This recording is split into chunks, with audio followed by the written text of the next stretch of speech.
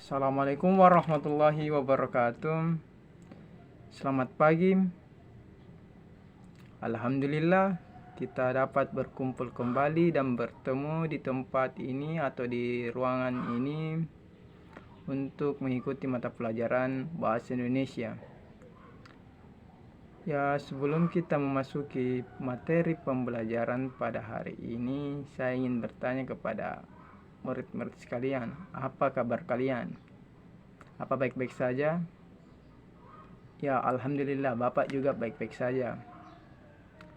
Nah, sebelum kita memasuki pembelajaran pada kali ini, ada baiknya kita melakukan literasi Al-Quran. Dan literasi Al-Quran ini untuk menjadi landasan atau fondasi untuk melakukan kegiatan pembelajaran pada kali ini. Disebabkan segala sesuatunya kita harus kembali ke Allah Subhanahu wa taala terlebih dahulu untuk mendapatkan ganjaran yang dapat kita dapatkan. Nah, literasinya surat Al-Baqarah ayat 40 sampai 41 saja.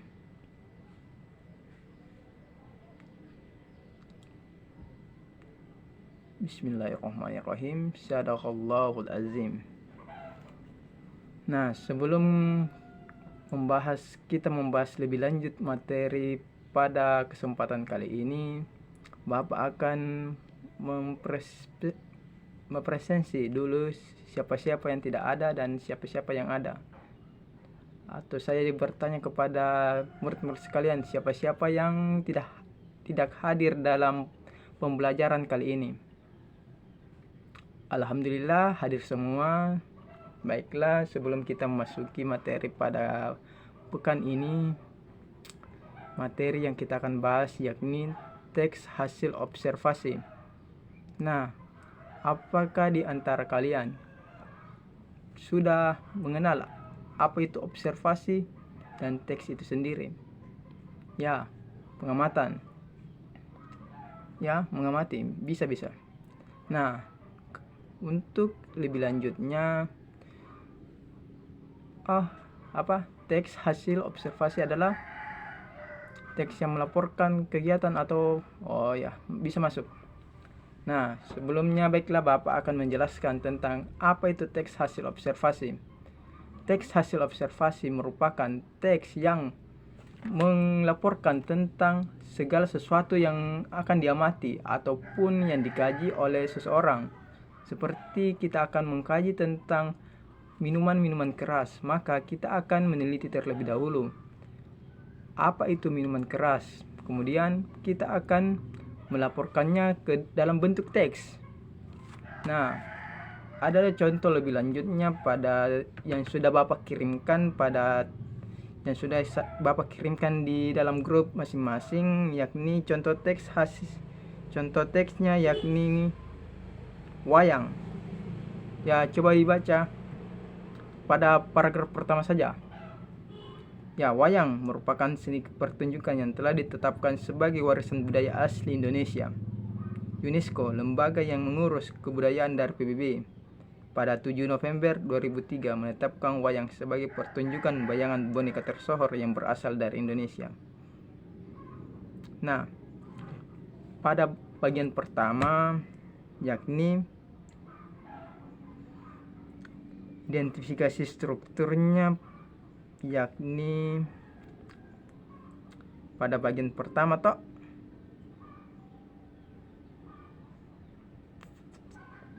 ya sudah saya terkirim semua. Nah, baiklah, kan sudah dikirimkan contoh-contohnya, contoh teks hasil observasi. Nah, saya akan menjelaskan tentang struktur teks hasil observasi itu. Yang pertama, pernyataan umum yang pernah saya bacakan tadi. Pernyataan yang menyatakan bahwa wayang merupakan salah satu permainan bayangan boneka tersohor yang berasal di Indonesia yang sudah dilabeli oleh UNESCO sebagai kebudayaan yang berasal dari Indonesia. Untuk deskripsi bagiannya, murid-murid bisa sekalian membaca pada bagian paragraf kedua yang merupakan wayang merupakan ya kan di penggambarannya sudah digambarkan apa itu wayang. Wayang merupakan salah satu kebudayaan yang berasal di Indonesia yang menggunakan bayangan boneka yang dipertunjukkan secara umum dan dapat ditonton baik oleh berbagai lapisan masyarakat itu sendiri. Dan deskripsinya, untuk deskripsi manfaatnya tentu saja banyak manfaat wayangnya. Manfaat wayang pertama, sebagai landasan kebudayaan untuk daerah itu tersendiri. Sebagai kebudayaan kita yang dikarenakan sudah banyak kebudayaan yang sudah merosot. Apakah itu wayang, apakah itu arus dan sebagainya. Banyak kebudayaan sudah yang merosot, sudah tidak dikenali. Oleh sebab itu ada baiknya wayang dan semua kebudayaan tradisional yang ada di Indonesia kita lestarikan. Jangan sampai merosot dan sampai punah oleh masa dan generasi kita sendiri atau generasi anak-anak sekalian. Nah, kesimpulannya pasti setiap teks hasil observasi ada kesimpulan. Biasanya terdapat di bagian terakhir. Nah, struktur hasil teks hasil observasi itu.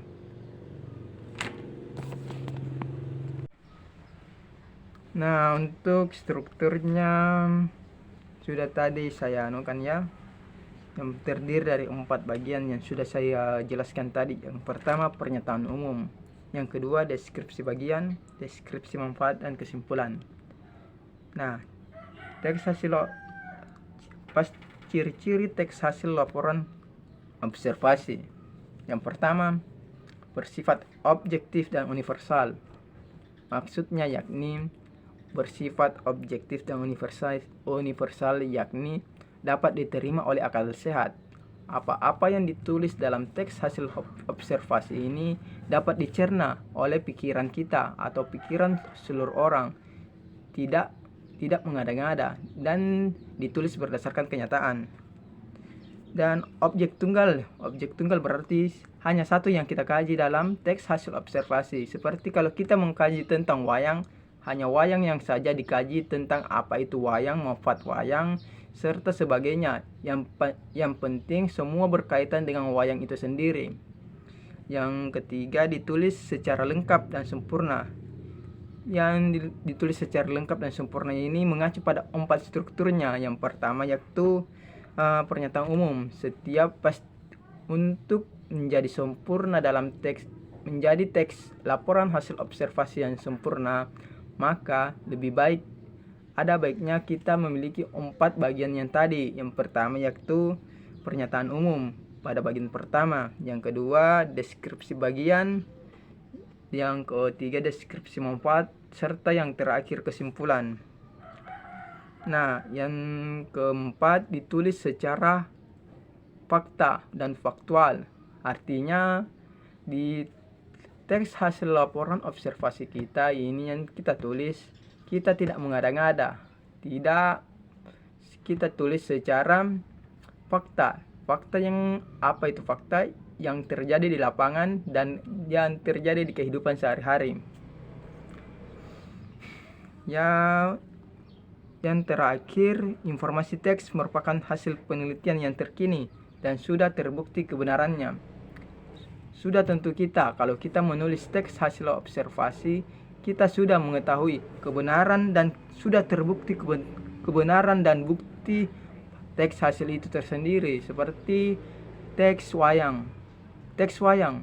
Kalau kita berbicara tentang wayang, pasti sudah tidak asing bagi masyarakat Indonesia di sini itu. Dikarenakan wayang merupakan kesenian yang ada di Indonesia. Dan wayang itu sendiri ada dan sudah terbukti kebenarannya bahwa wayang merupakan kesenian yang berasal dari Indonesia yang sudah diakui oleh UNESCO.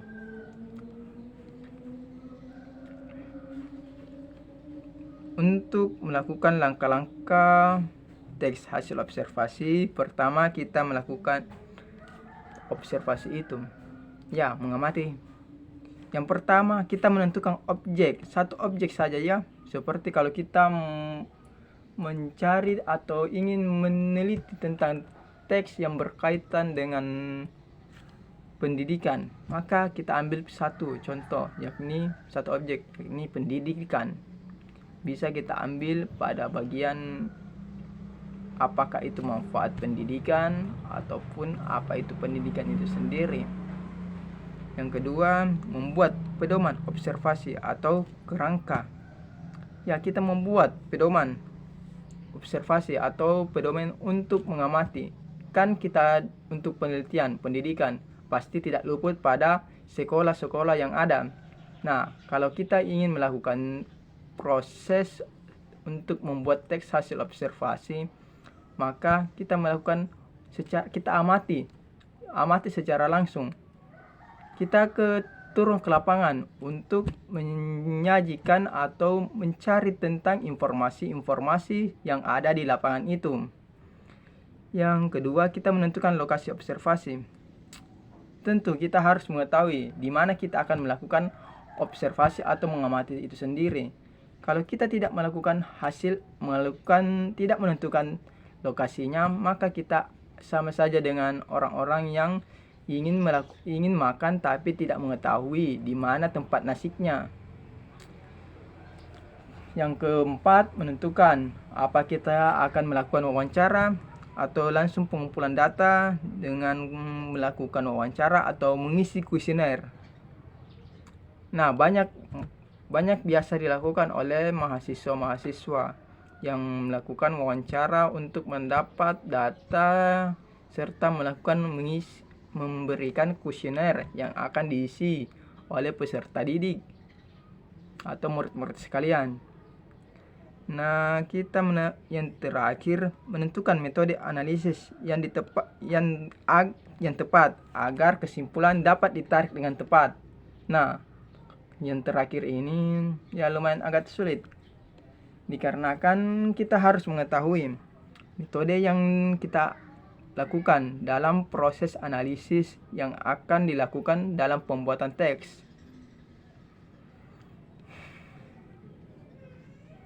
Kalau jenis-jenis teks hasil observasi itu sendiri ya dapat luas ya, dapat objeknya yang diamati dalam membuat teks ini terbilang luas, dapat meliputi sosial politik, lingkungan alam, atau bahkan peristiwa-peristiwa tertentu. Dan disebabkan oleh banyaknya objek kajian yang akan diteliti, maka teks hasil observasi ini dibagi menjadi dua, yakni teks hasil observasi formal dan non-formal. Nah, objek yang dikaji dalam teks hasil observasi, murid sudah mengerti kan? Ya, yang penting kalau untuk membuat teks hasil observasi, yang pertama yang paling utama yakni yang kita cari atau kita amati merupakan sebuah fakta. Jangan kita mengamati ataupun mengambil kesimpulan yang bersifat opini. Disebabkan jika ingin membuat teks hasil observasi, maka kita harus mengetahui apa-apa yang bersifat fakta untuk membuat teks hasil observasi ini. Nah, sekian murid-murid, apakah ada yang ingin bertanya tentang seputar teks hasil observasi? Jika ada, ya acungkan tangannya nak, jangan malu-malu.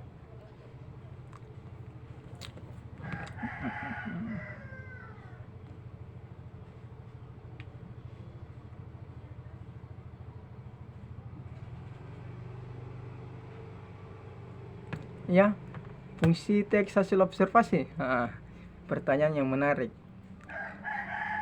Ini fungsi teks hasil observasi dapat digunakan sebagai sumber informasi yang akurat, sebagai laporan pertanggungjawaban sebagai sarana untuk mendokumentasikan hasil kegiatan observasi itu.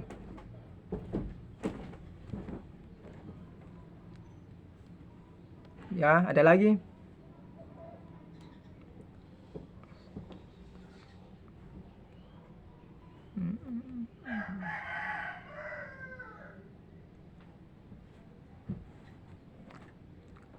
Langkah-langkah saya kira sudah saya paparkan tadi ya, tapi dikarenakan para siswa belum mengerti terlalu baik, maka saya akan memberitahukan beberapa langkah yang simpel untuk dilakukan oleh siswa untuk masa pendidikan di jenjang SMP.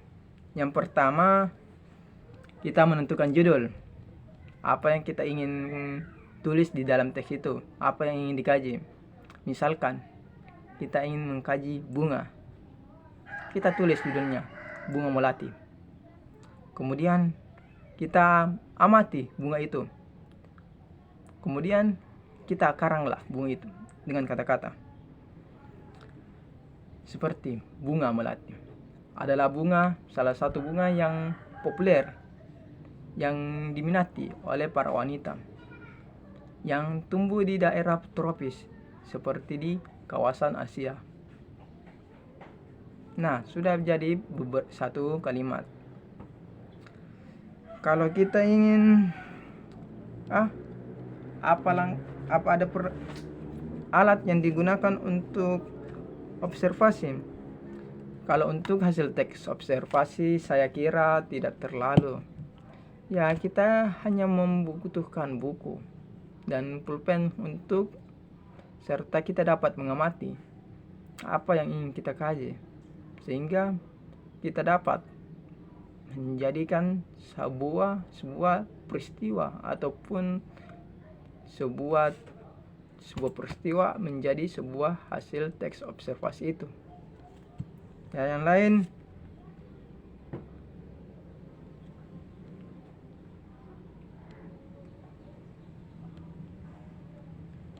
masih belum. Objek tunggal. Yang dimaksud objek tunggal yakni dalam sebuah teks hasil observasi kita hanya satu melaporkan apa yang ingin dikaji. Misalkan kita menulis tentang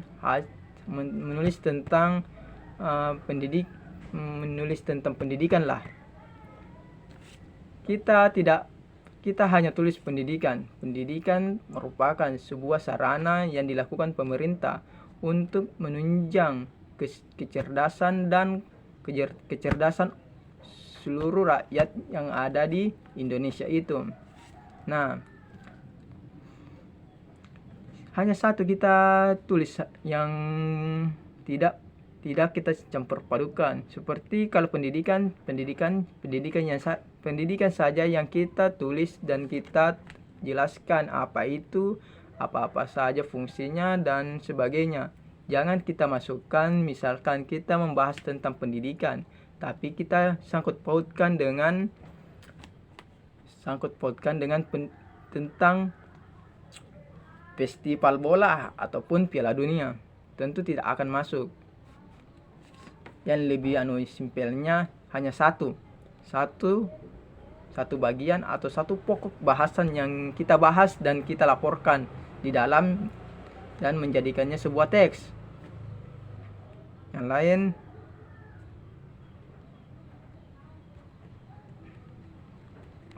ya, tunggu. Ya, kan sudah dibagikan.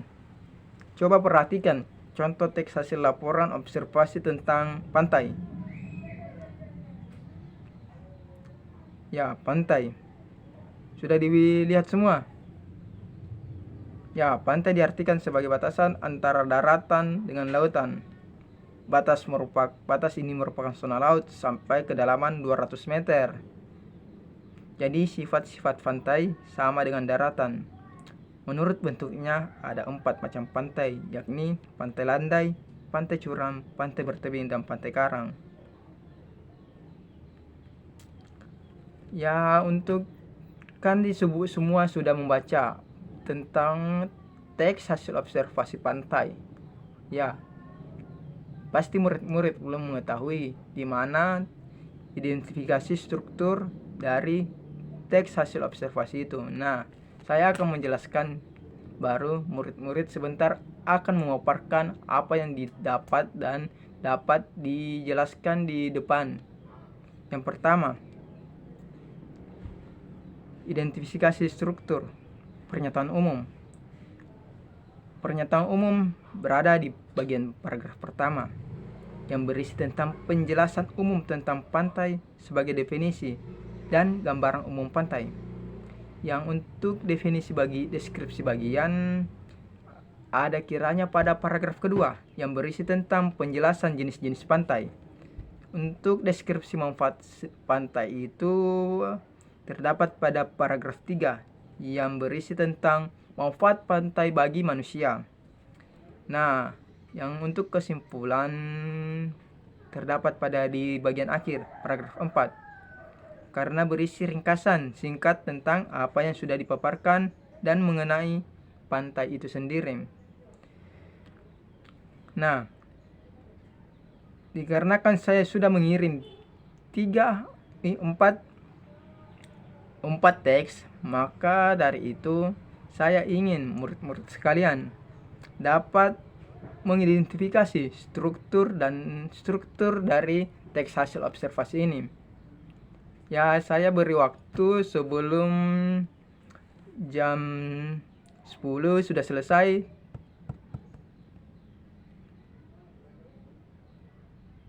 Ya.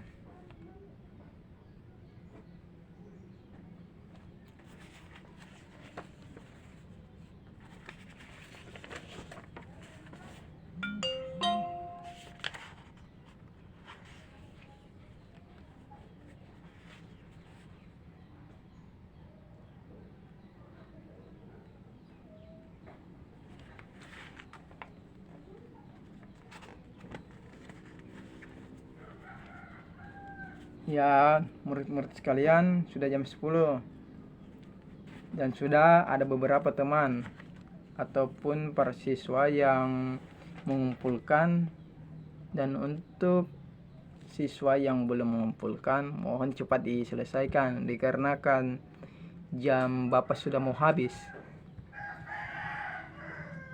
dan